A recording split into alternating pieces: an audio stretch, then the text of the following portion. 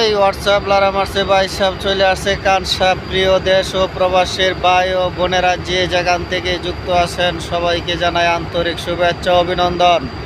প্রিয় ভাইয়েরা আমার, আজকে যে কথাটা বলতে আসলাম অতি দুঃখের সাথে বলতে আসলাম। কথাটা হচ্ছে, আপনার জীবনে যতটুক পারেন যতটুক সম্ভব হয় মানুষের উপকার কম করবেন।